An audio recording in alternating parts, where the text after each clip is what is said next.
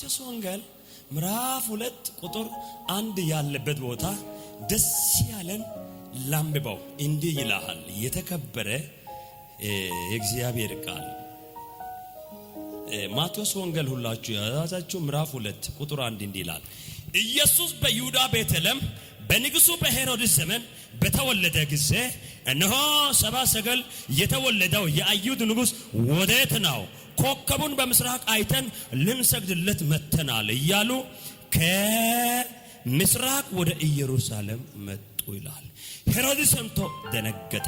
ኢየሩሳሌም ሁሉ ከእርሱ ጋር የካህናት አለቆች፣ ሕዝብ፣ ጻፎች ሁሉ ሰብስቦ ክርስቶስ ወዴት እንደሚወለድ ጠየቃቸው። እነርሱ አንቺ ቤተልሔም የይሁዳ ምድር ከይሁዳ ገዢዎች ከቶ አታንሽም፣ አሜን፣ ሕዝብን እስራኤልን የሚጠብቅ መስፍን ካንቺ ይወለዳል ተብሎ በነቢይ እንዲህ ተጽፏል፣ በይሁዳ ቤተልሔም አሉት። ሃሌሉያ!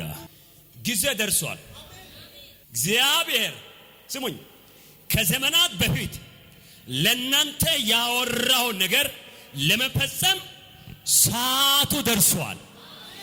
መቼ ነው ካላችሁ ለአንዳንዶች ይሄው አሁን እየሰበኩ ያለው ይህን ሚዲያ የሚከታተሉት ይህንን መልእክቱን ከተሰከሰማችሁ በኋላ ለአንዳንዶች ከዚህ ወደ ቤሳ ደርሶ ለአንዳንዶች በዚህ ሳምንት ላይ የተነገረላችሁ የትንቢቱ ቃል ለመፈጸም ጊዜ ደርሷል።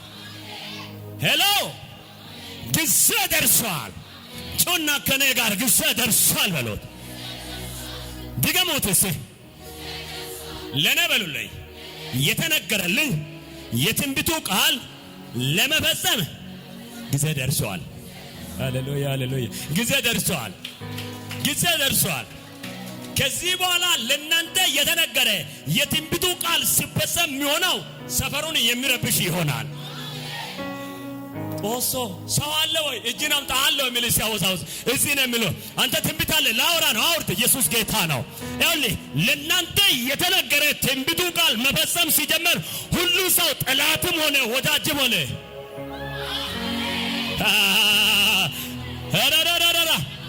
ዝቅ ብሎ እጁን እንደዚህ አድርጎ አንቱ የተባለ ሰው እሱ ነው እንደ ወገቡን የሚበጠስ መልካም ነገር ይፈጸማል። ለአንድ ሰው መልእክት አለ። ጊዜ ደርሷል። ጊዜ ደርሷል። ለመበለጸግ ጊዜ ደርሷል። ወጥተህ ለመሄድ ጊዜ ደርሷል። ቀና ለማለት ጊዜ ደርሷል። ለመሳቅ ጊዜ ደርሷል። መካኒቷን ለመውለድ ጊዜ ደርሷል። እግራቸው ለመራመድ ጊዜ ደርሷል። ያለህ በይሁዳ ቤተልሔም ላይ መሲሁ ኢየሱስ ክርስቶስ እንደሚወለድ ኢሳይያስም ትንቢት ነግሯል። ቆይቷል ግን ኢዩኤልም ነግሯል። ቆይቷል ግን ብሉይ ኪዳን ነቢዮች ነግሯሉ። ቆይቷል ግን ዘመኑ ካለቀ በኋላ እግዚአብሔር ያሰበበት ጊዜ ከደረሰ በኋላ ነገሩ ጀመረ። አጠገብ ያለው ነካር ግን ነገሩ ይጀምራል በሎት። ድገሙ፣ ነገሩ ጀምሯል በሎ። አትሳሳት በሎት። ጊዜ ደርሷል። ያ ጊዜ በሎት የለቅሶ አይደለም፣ የሐዘን አይደለም፣ የሐዘን አይደለም፣ የዋይታ አይደለም፣ ግራ መጋባት አይደለም፣ የእልልታ ነው፣ የሃሌሉያ ነው። ላታው ኪታደስ ባናው ገዲያ ከሰና ቃጋ ጎንዲዮ ባናው ጊዜ ደርሶ ለመከበር ጊዜ ደርሷል። ለቤተሰቦቻችሁ፣ ለህይወታችሁ፣ ለአገልግሎታችሁ፣ ለስራችሁ፣ ለመንገዳችሁ አልፋችሁ የምትሄዱበት ጊዜ ደርሷል። ከዚህ በኋላ የጠሉት ሁሉ ላነና ኢቲት ጫይት ሱንታ ሞሪት ተቃገ አጋበስ እንታን ኮኩሉት ይጠላና አይብና ሀነና ጌታገ ጫማ ቀረና ጌታገ መኪና ሸመዳ ይወረ ከታ ገራ ካንቲ ዳና ዳንዳና ጋገ ነከታ ሸሚወረ አጋበስ እንታን ነከሪያር ካን አሲብ ያነና ጌቴ አሜን ነው ወይ መኪና አይገዛም ያለ ጫማ መቀየር አይችልም ያለ መኪና ይዘህ አንተ ስትመጣ ቤት ተከራይቶ መኖር አይችልም ያለ አንተ ቤት ሲሰራ ሄሎ ሄሎ ሄሎ አይሆንም ብሎ የማይሆን የሆነ ሰባራ ነገር ያወራ ነገሩ ከተካሆነ በኋላ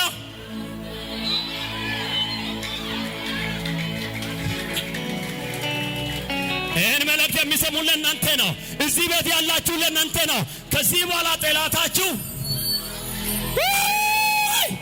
ትላንትና ባለፈው ስምሽን ያጠፋ ስምን ያጠፋ አይችልም፣ መውጣት መውረድ መግባት አይችልም፣ መድረስ አይችልም ብሎ ያወራ ነገሩ ከተከናወነ በኋላ ነገሩ ከሆነ በኋላ ሙሴ ነው እንደሱ፣ አበበ ነው እንደሱ፣ ኢትዮጵያው ነው እንደሱ። አንተ እኮ ፊቱ ተቀየረ እኮ ዝም ብለህ ማለት ነው። አንተ ስትር አረማመዶ ራሱ ተቀየረ እኮ። አላዩ ሆናል በኢየሱስ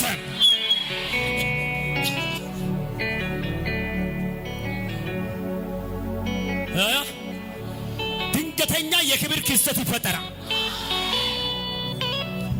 ውርደቱን በተጠበቀበት መንደር ላይ ትዋረዳለህ በተባልክበት ቦታ ላይ ትከስሪያለሽ በተባልሽበት ቦታ ላይ እያለቀስ ወደ ጓዳ ትገባለህ በተባልክበት ቦታ የጌታ የክብር ክስተት ይፈጠራል።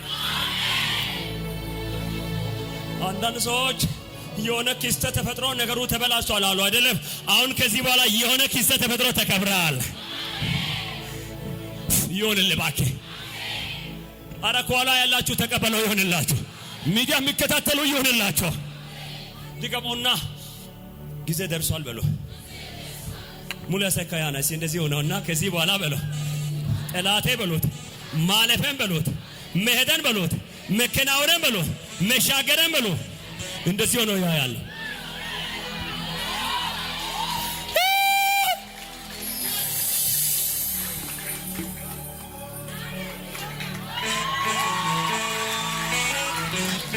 ላነ ሞርቀ አጋበሲንተም በኩሻ ኤሪሞቶ ትቀሪ ነና ቢያና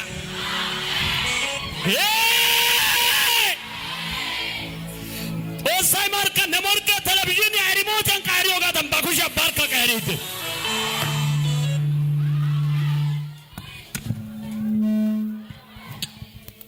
ሄሎ ቴሌቪዥን በኤሪሞት እንደሚቀየር ቀኙን ግራውን እየቀየረ ጠላቴ ከዚህ በኋላ እጅ ኤሪሞት አር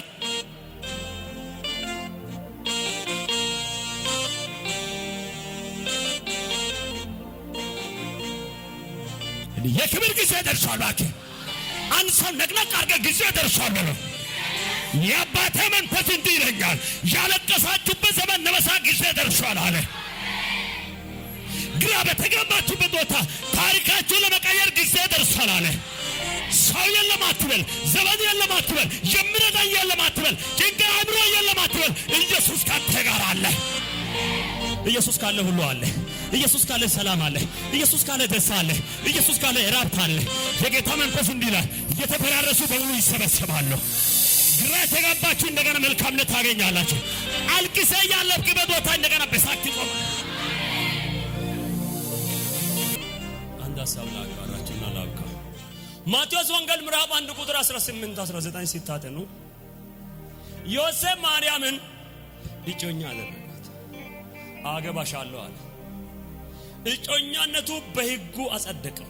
በደምሱ በሕጉ አጸደቀው። ማርያምን ከዮሴፍ በስተቀር ሌላ አታውቅም፣ እየጠበቀች ናት። ዮሴፍም ከማርያም በስተቀር ሌላ አቅም እየጠበቀ ነው። በሳቱ ያለው የእጮኝነት ሕግ በጣም ከባድ። አንድ ሴት ለአንድ ወንድ እጮኛ ሆና እያለች ከረገዘች ሁለቱም በአዩት ሕግ ላይ በድንጋይ ተወግሮ ይሞታሉ። አመንዝራ ከሰሩ መጽሐፍ ቅዱስ ዘዳግም ኦሪት ዘዳግም ምዕራፍ 22 ሄዳችሁ አንብቡ። አንዳንድ ሰው ዝሙት ሰርቶ ተባርኳል ብሎ እንደሚራመድ ጉዳይ አይደለም። ዋንጫው እየሞላል። አንድ ሴት እጮኛ ሆና ሳይጋቡ ነገሩ ሳያልቅ አርግዛ ሜዳ ላይ ከተገኘች አመንዛሪ ከሆነች አንድም ጥያቄ የለም። የሷ እጮኛ ማን ነው ይባላል፣ ይጠየቃል። እጮኛው እኔ ነኝ ካለ እርግዝናው ማን ነው? የኔ ነው። አብራችሁ ነው? አዎ። ከከተማ ውጪ ውጣ፣ በህዝብ ላይ በምድርቷ ላይ እርግማን ስለሆነ በድንጋይ ውገሩ ሲል አንድ ሁለት ተብሎ ተወግሮ ይሞታል። አንድ በሉ። ሁለተኛ እንደ ድንገት አንድ ሴት ያ ወንድዮ ደፍሮ እርኩሰት ለመስራት ከያዘ ሴትዮ ከጮች ሰውየው በድንጋይ ተወግሮ ይሞታል። ዮሐንስ ወንጌል ምዕራፍ 8 ላይ አመንዝራ የሰራ ሴትዋ አንብቡት። ሕግ ነው። አሁን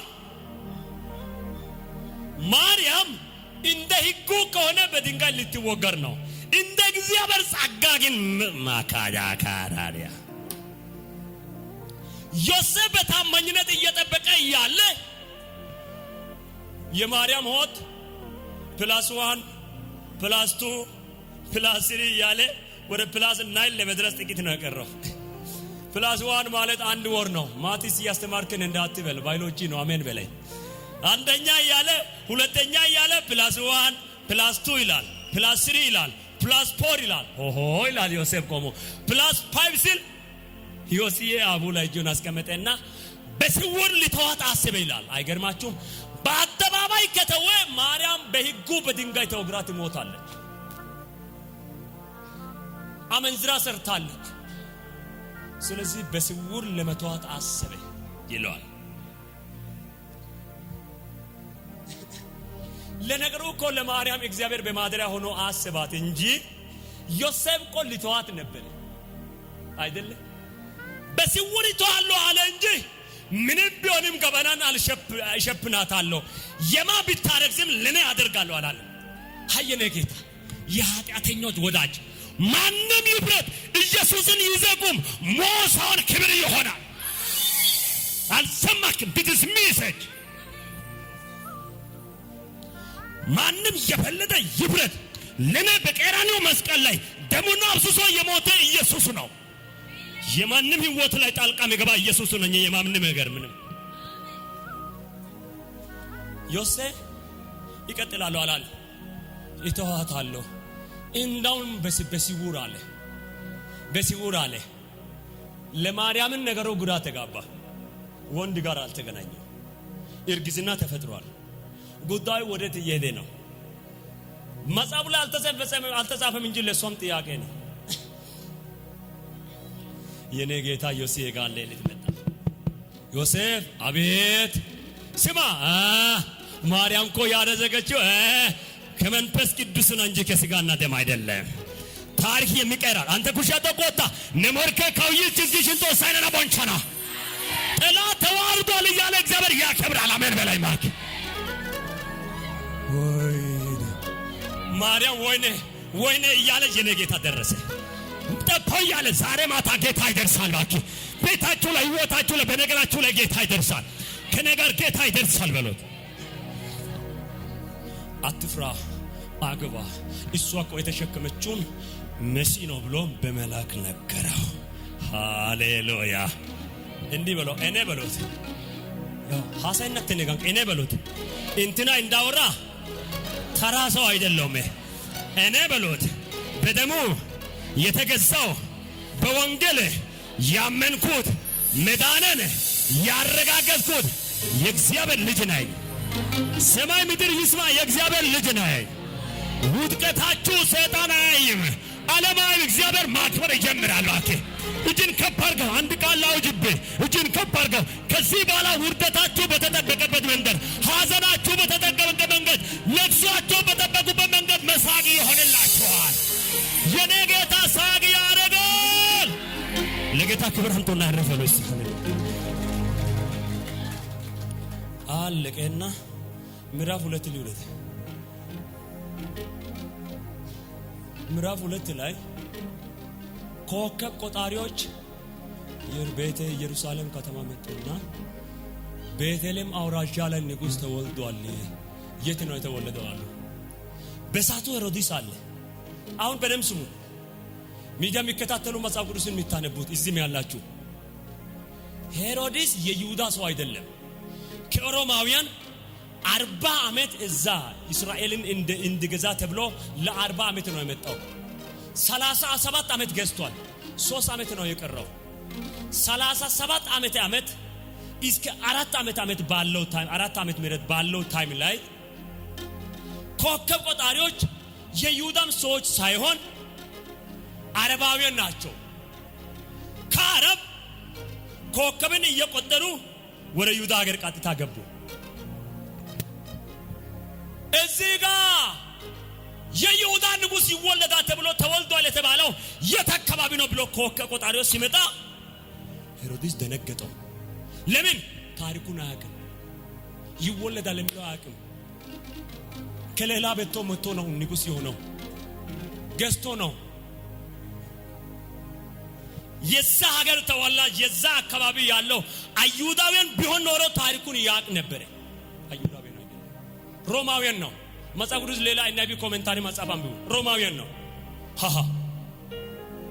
እንደዚህ አይነት ነገር አለ እንዳለ እሱ ወንበር ላይ ተቀምጦ ንግስ ነው ከጀመረ ወደ 37ኛው ዓመት ሆኗል። እንደዚህ አይነት ነገር አለ እንዳለ ግራ ተጋባ። ኮከብ ቆጣሪው ወዴት ነው መጣችሁት? ይሁዳን የሚገዛ የይሁዳን ንጉስ ተወልዷል። ኮከብ ቆጥረን መጣን። ኮከብ አሁን እዚህ አልቆምም እያለፈን አሉ። የት ነው ታዲያ ሲል እየሄደን አሉ። ሰውየው ግራ ተጋባና በሳቱ ያሉ ጠበባንና የአይሁድ መሪዎች ፈሪሳዊና ሰዱቃዊ ሰበሰበ። ስሙ አለ ለመሆኑ በታሪካቸው ላይ በመጽሐፍ ላይ የአይሁድ ንጉስ ይወለዳል ተብሎ የተጻፈ ነገር በታሪካቸው አለ ነው አለ። አለ እኮ አለ። አለ እኮ አለ የሚወለድ ንጉስ። አለ አለ። እርግጠኛ ናችሁ? አለ አለ። ሰውየው ሰጋ። ሊወድቅ ነው፣ ሊባረር ነው። ሰነፎች ወንበር ይለቃሉ፣ የተቀቡት ወንበር ይቀመጣሉ።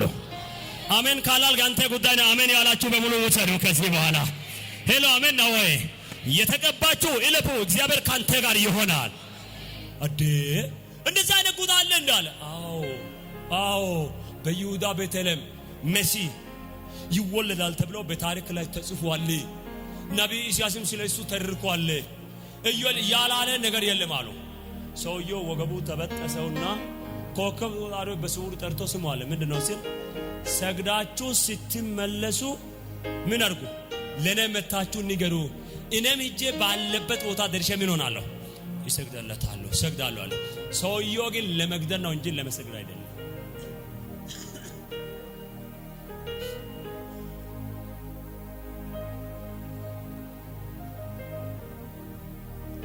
ለመግደል ነው እንጂ ለመስገድ አይደለም። ስሙ የሚሆነው የማይሆነው መረጃ ሰምቶ አንተን ለማጥመድ ወጥመድ ያዘጋጁት ራሳቸው ወጥመድ ሲገቡ አይተ ጸልዬ ወጣ አንቺ በኢየሱስም አልፈት ይሄዳለህ። ጩና ባኪ አሜን ብለህ ውሰደው።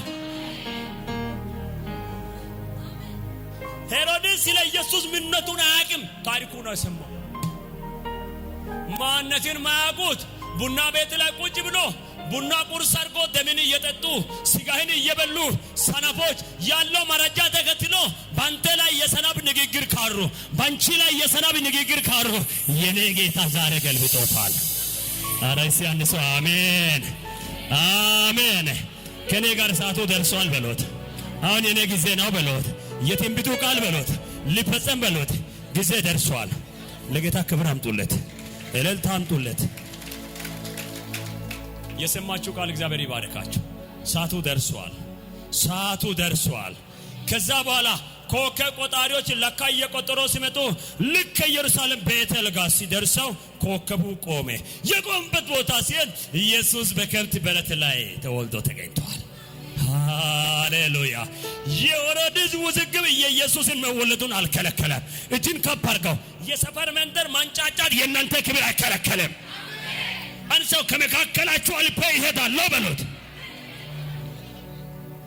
ስንቱን ይችላል? መረጃውን ሰብስቦ ሞቱን የሚጠባበቁ እግዚአብሔር ከመረጃ በላይ አሻግሮ ያወርሳቸዋል። ሄሮድስ ስትመለሱ ገላለሁ ብሎ መረጃን እየጠበቀ ቁጭ ብሏል። የጌታ መንፈስ ደግሞ በሌሊት እንትና ኮከብ ቆጣሪዎች በሌላ መንገድ ቀይሳችሁ እንዴቱ ነገረ። ሰውየው ተሳለቁብኝ። ሰዎች እዚህ ኢየሩሳሌም ከተማ ውስጥ ላይ ቤተልሔም አለው የለም አለ። የለም የት ወጥቷል እኮ አለ። ልክ ከዛ በኋላ የጌታ መንፈስ በሌሊት ራእይ ለዮሴፍ መጣና ዮሴፍ አለ አቤት አለ ልጅን እኮ ኢየሱስ የሚባለው ሄሮድስ ሊገላው ይወስዳል እና ታረሳ ወደ ግብጽ ይዘህ ቶሎ ብለህ ሽሸው አለ። ሃሌሉያ። አረ ማምለጥ ይሆናል። ኩሸጦ ቆታ እችን ከፍ አድርገው ከሟርት ከደጋሚ ከአስማተኛ ከደብተራ ከድንገተኛ ሞት ማምለጥ ይሆነላቸው። አንሰው አመልጣለሁ በሎት። ድገሙት። ድገሙት ባኬ። ከዛ በኋላ ሄሮድስ ደነገጠውና አሁን አለ ከ2 ዓመት በታች ያሉ ሕፃናቶችን በሙሉ አርዱ ጭርሱ አለ። ቀጣዩ ማክሰኞ ይቀጥላል። እግዚአብሔር አምላክ ይባርካችሁ። እጅን ከፍ አርግና ተፈጽሟል በሎት። በሕይወቴ በሎት እየተወራ የትንቢቱ ቃል ሳይፈጸም እኔ አልሞትም። ድገሙት፣ እኔ አልሞትም።